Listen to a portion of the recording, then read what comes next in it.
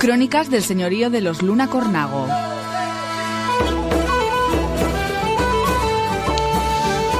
En Cornago, en la comarca, en nuestro pueblo, se han ido perdiendo trenes a lo largo de la historia, trenes económicos por diferentes razones. Una de ellas es la cuestión de la comunicación. Las comunicaciones en nuestra zona son harto complicadas, puesto que no es fácil de acceder a nuestra localidad. Las carreteras son estrechas, son pequeñas, no hay rapidez para poder comunicarte de unas partes a otras. Hubo un proyecto que fue muy interesante, pero el proyecto se fue al garete a mediados del siglo XIX, que fue el ferrocarril de los Alduis, un enlace transpirenaico del norte, y que este proyecto pues finalmente pues no se llevó adelante. Te voy a contar cuál fue su historia y quizás sea, de alguna manera pues eso, uno de los trenes más que se marchó con este ferrocarril. De cuantas líneas que se construyeron en España a raíz de la ley de 1855, probablemente la más importante desde el punto de vista internacional fue la del ferrocarril del norte. Ellos así porque constituían la unión de Madrid con la frontera francesa, o, lo que es lo mismo, el enlace entre España y el resto de Europa. Por otro lado, dentro de los debates que se suscitaron en la época sobre los posibles trazados ferroviarios fue el del paso de los Pirineos, el más destacado y el más debatido entre todas las esferas de la vida pública. Parece como si siempre hubiéramos tenido miedo a esas fronteras, a estos pasos y la comunicación. Siempre nos hemos mantenido muy introvertidos en nosotros mismos. En los años 50 del siglo XIX toma fuerza definitiva el impulso de construir los principales tendidos ferroviarios españoles y, por razones obvias, se plantea como cuestión prioritaria la de encontrar la manera mejor para unir la capital de España, Madrid, con el resto de Europa, por ferrocarril. Entre las soluciones más cortas existían dos posibilidades: penetrar en Francia por Irún y Hendaya o hacerlo por Urquiaga y Alduíes. Lo primero por territorio guipuzcoano y lo segundo por Navarra. En buena lógica geográfica, la primera solución hubiera sido más fácilmente defendible si se hubiera propuesto como un tendido enteramente nuevo, que desde Madrid y atravesando Somosierra enlazara Burgos y Vitoria con la frontera de Irún. Pero no se trataba solo de una pugna geográfica, sino de una lucha de intereses creados. Entre 1850 y 1855, el Estado español promulgó un cuerpo legal que protegía los intereses de los capitales que invirtieran su dinero en la construcción de los tendidos ferroviarios, y esto atrajo capitales extranjeros que entraron en colisión entre sí y con los españoles, por obtener las mejores concesiones y provechos. Pronto se vieron los beneficios económicos que podía tener la existencia de un gran árbol de vías que, partiendo de Madrid, se ramificara después, como lo hizo en Ventas de Baño junto a Palencia, de forma que cubriese todo el Cantábrico, desde Galicia a Hendaya, aunque de esta manera el tren tenía que hacer de 200 a 250 kilómetros más que si salía a Francia por los Alduíes. Así se impuso definitivamente en 1856 la solución Madrid-Irún. En la correspondiente subasta, su realización fue confiada a una sociedad tras la que se encontraba la banca francesa, el muy importante Crédit Mobilier de los hermanos Perrier. Luego, en 1858, los concesionarios formarían la Compañía de los Caminos de Hierro del Norte de España, que se habría de convertir en una de las principales empresas españolas del sector. Los intereses navarros tampoco eran ajenos a los del capitalismo internacional, aunque, en un principio, la defensa de la causa de los alduíes la llevaron las autoridades regionales, y todo hace pensar que les impulsaba realmente el deseo de abrir una vía fundamental para la economía de la región. Poco tiempo después apadrinaron esta solución los mentores de la otra gran sociedad ferroviaria española del siglo XIX, la Compañía de los Ferrocarriles de Madrid a Zaragoza y Alicante, la NIZA, constituidos en 1857, tras la cual se encontraba el banquero José de Salamanca, los Rothschild, el general Grand el Gran Central francés y la Sociedad Española Mercantil e Industrial. En la polémica participaron también las fuerzas vivas y las autoridades de estas dos grandes partes de España. A favor de la salida de Irún se manifestaron las más importantes de Castilla, La Vieja y León, con referencias a los intereses de Galicia y Asturias, salvo Soria y Logroño, cuyos mandatarios en cambio se sumaron a los navarros y a los aragoneses abogando por la ruta de los Alduies. La razón que adujeron estos era que desde Pamplona a la frontera de los Alduies había tan solo 33 kilómetros, en tanto que por Alsasua, de cuya solución se habían comenzado a hablar ya en los mismos años 50, eran 160 kilómetros. Como el precio del transporte dependía de la distancia recorrida, era económicamente vital que los agricultores navarros pudiesen contar con una salida más corta. La batalla por conseguir que se construyera la Gran Vía Madrid-Bayona por Alduies se libró sobre todo en 1853 al 56 y se perdió, al ser entonces subastada la construcción del Madrid-Irún. Cuando se abrió la carretera de Baztán, la de Velate, en 1847, se habían oído fuertes voces por el peligro que implicaba abrir un nuevo paso a un presunto invasor francés. El navarro Madoz y otros de los que se oponían en Navarra y Madrid a la apertura de la vía de los Alduies, como antes a la carretera de Baztán, eran protagonistas, y dado que los políticos españoles se hallaban divididos con bastante nitidez entre francófilos, lo eran los moderados principalmente, y anglófilos, los progresistas, pues no parece casual que el proyecto de los Alduies se frustrara en los días del bienio progresista del año 1854 al 56. Desde los primeros meses de la larga polémica, los navarros propusieron, entre otras alternativas, la apertura de un ramal que cruzase Navarra y entroncase con la línea de Irún en Irún mismo, salvando así el problema estratégico. Pero tampoco se aceptó, poniendo de relieve que lo que se quería en última instancia era que el tráfico comercial pasase por Guipúzcoa exclusivamente, no solo el de Castilla, sino el de Navarra y Aragón. No se permitió la construcción de la vía de Alduies ni la de Pamplona a Irún, solo sendos ramales que desde Castejón y Alsasua morían en Pamplona, enlazando así las dos grandes vías de Irún y del Ebro por el interior de Navarra. Se hicieron ambos entre 1859 y 1865. El proyecto de Alduies no murió, reapareciendo con fuerza en 1877. Al replantearlo algunos hombres de empresa, entre ellos Nazario Carri-Quirin y la firma alemana Krupp, pero volvió a ponérseles la Compañía de Ferrocarriles del Norte, que según denunciaría Serafín Olave, contó con el apoyo de otros navarros, en quienes el militar republicano vio motivos inconfesables. Culpó en concreto al diputado Javier Los Arcos y al senador Mugiro y al general Moriones, quienes habrían trabajado ante el gobierno de Madrid para disuadirles de la idea. Olave mismo siguió con el empeño. Desde su retiro de Calahorra escribió La verdad sobre el ferrocarril de los Alduies en 1880, donde formulaba aquellas denuncias. El proyecto resurgió intermitentemente en los escritos de las dos últimas décadas del siglo XIX y las primeras del XX. En buena medida, el desenvolvimiento de la viticultura navarra y su relación con el mercado francés daban nuevo vigor a la idea, aunque a finales del siglo XIX también se habló del proyecto que unía la vía del Ebro desde Castejón con la frontera francesa por el Valle de Roncal.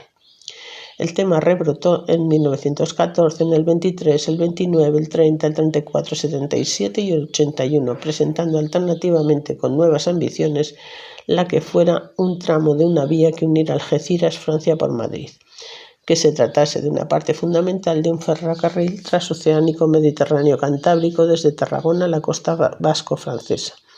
A la postre, el proyecto subsistía como una de las principales frustraciones económicas de la región. Inicialmente, la realización de las obras del trazado entre Madrid e Irún fue dividido en 3 secciones, de suerte que la ley del 11 de junio de 1856 concedía al Crédito Mobiliario Español, controlada por los Péguier, la construcción de la primera y la tercera sección de la línea del norte, es decir, las comprendidas entre Madrid y Valladolid, Burgos e Irún, respectivamente. Por su parte, la segunda sección, es decir, la de Valladolid a Burgos, fue adjudicada a Eugenio Perrier, por lo que finalmente las tres secciones quedaron en manos de la misma familia. Los Perrier, a su vez, eran adjudicatarios de la línea entre Burdeos y Bayona,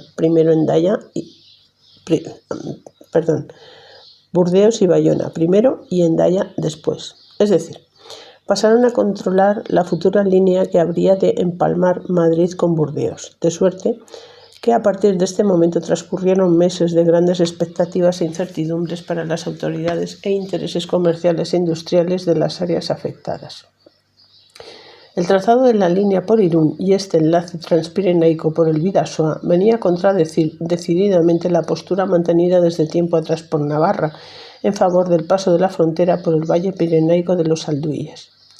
Este era un valle bajo soberanía francesa que constituía una especie de lengua que penetraba en la jurisdicción española por Navarra, teniendo a un lado el Baztán y a otros Roncesvalles y el Quinto Real. Así, en una fecha tan temprana como 1852, la Diputación de Navarra se dirigió al gobierno para defender que el enlace entre Madrid y París se hiciera por su territorio. En su esfuerzo por lograr la conexión por los Alduíes, la Diputación de Navarra contó además con el apoyo del Ayuntamiento de Pamplona, y como fruto de estos empeños, una Real Orden del 27 de octubre de 1853 autorizaba el estudio de los Alduíes como posible paso, aunque no el derecho a la concesión de esta línea, si bien es verdad que los diferentes proyectos de la ley formulados hasta la fecha se inclinaban por Irún. Lo cierto era que la solución definitiva aún no había sido tomada, lo cual hacía que los navarros pudieran seguir teniendo esperanzas.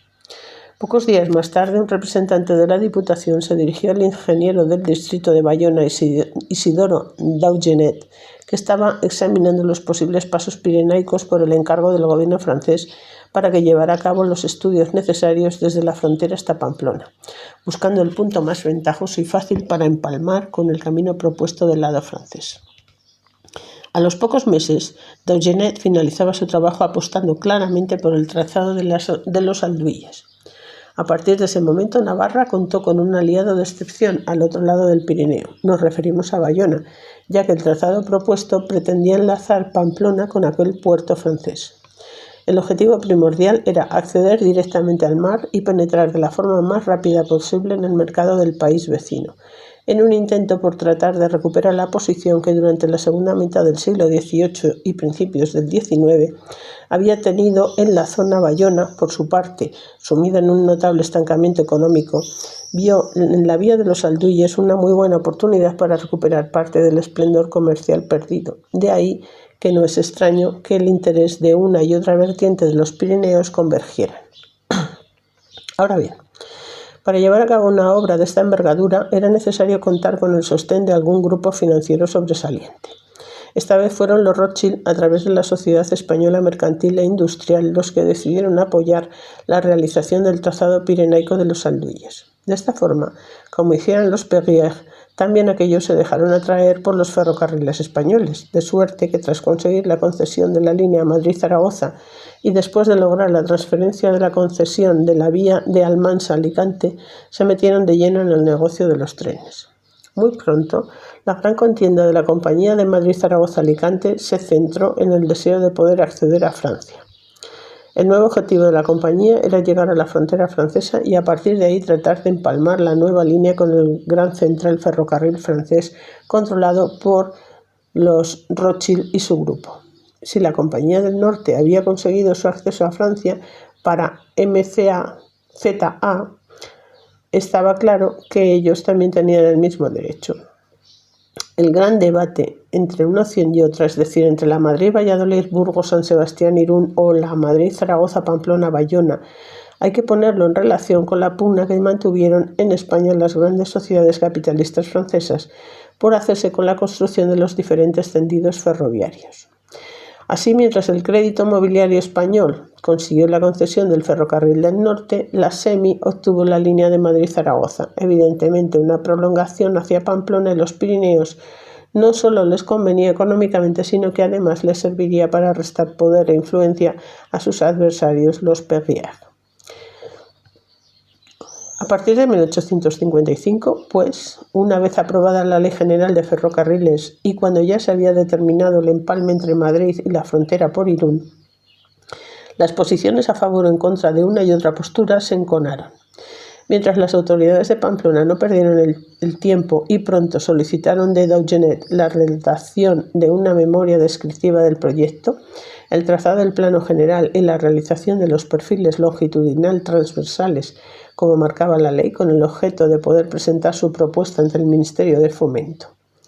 El ingeniero francés aceptó muy positivamente, ya que la compañía estaba dispuesta a hacerse con la posible obra de la línea.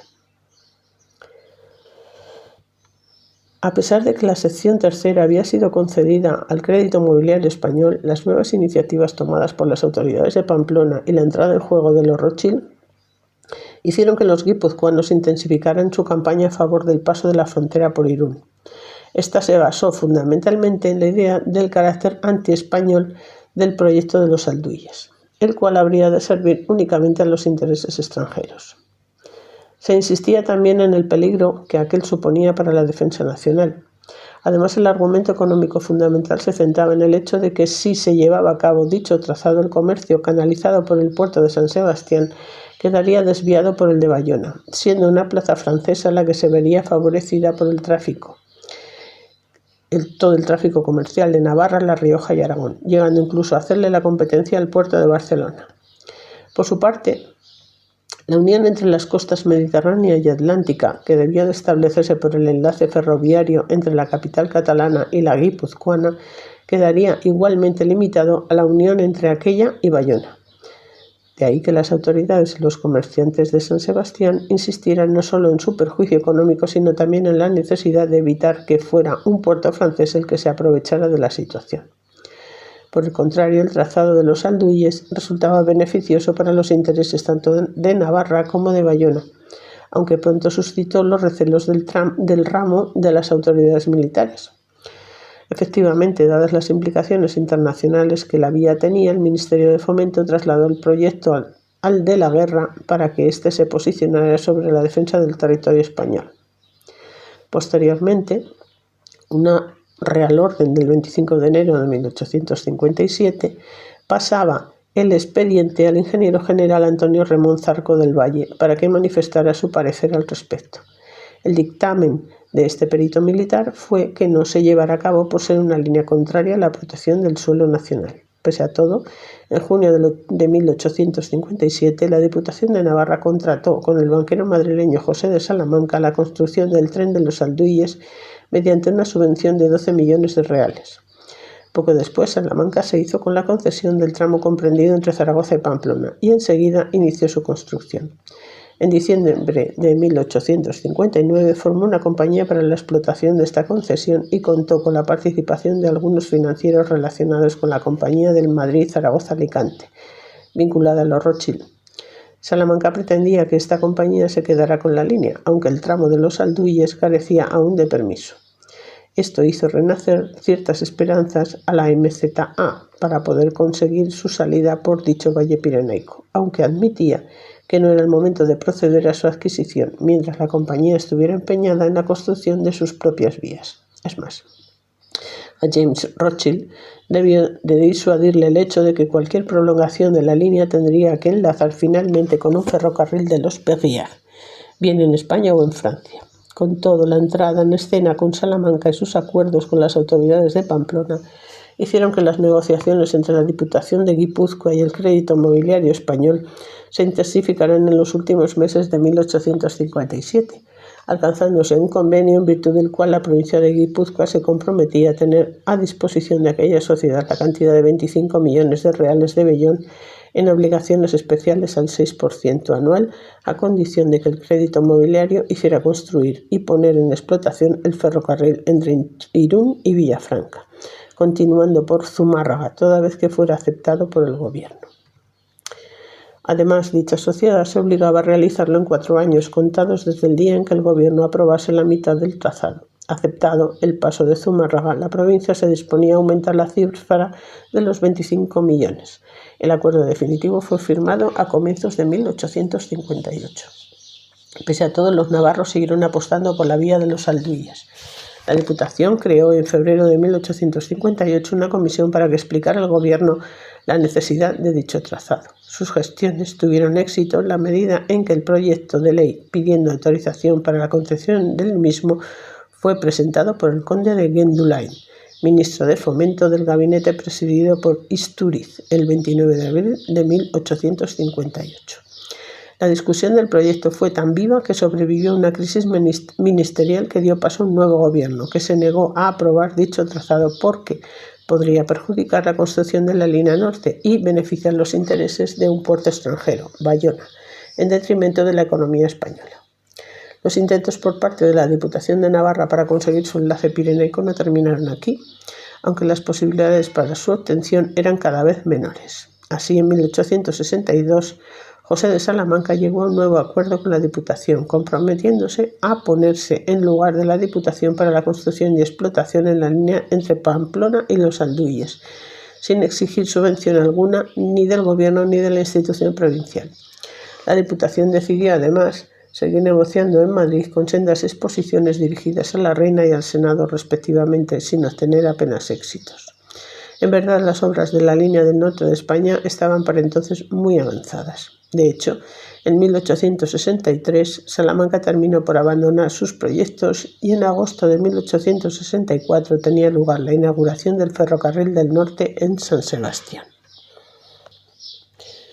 De suma importancia, y te paso una página de periódico del año 1880 en la cual se habla del ferrocarril de los Alduies y que la necesidad y el interés que tienen las provincias de Logroño y la Diputación para poner esta línea en marcha, fueron llamados además a la comisión que se celebró el 3 de septiembre del año 1880 en la ciudad de Calahorra, y se mandaron llamar a los representantes de los ayuntamientos de Arnedillo, Arnedo, Autol, Calahorra, Corera, Enciso, Escurquilla, Murillo, Muro de Aguas, Poyales y sus 6 aldeas: Pradejón, Pradillo, Espreja, Noquel, Redal Rueda, Santo Domingo de la Calzada, Santa Eulalia, Turruncún, Tudelilla y Valdeperillo, de la provincia de Logroño, a los que se unieron en el sentido de auxiliares los de las Aldehuelas, La Cuesta, Diustres, Loria, Santa Cruz de San Pedro Manrique y la comunidad de sus numerosos pueblos de Yanguas, Villar de Maya, Villar del Río, Bizmanos, de la de Soria, añadiendo posteriormente el ofrecimiento de su fuerza moral, brindado por el patriótico Ayuntamiento de la ilustrada Villa de Haro. Fíjate hasta qué punto era importante, puesto que esa línea iba a pasar precisamente lo más cercana posible por la zona de Arnedo. Entonces nos era tan importante para poder dar salida más rápida, puesto que aquí el tren más cercano lo tenemos en Castejón y Tudela. Y claro, los caminos, las carreteras nunca han sido buenas, con lo cual tampoco el desarrollo que hemos podido tener para la industria nunca ha sido bueno. Ni incluso el propio Arnedo, que el propio Arnedo, pues con su industria del calzado, le hubiera sido importantísimo para poder tener una salida rápida a la exportación. Pero bueno, los intereses en este caso de ciertas personas, ya hemos visto con lo del ferrocarril del norte y sobre todo lo de los puertos, el que salía directamente al puerto de Bayona y no al de San Sebastián, este proyecto pues fue lo que realmente finalmente pesó.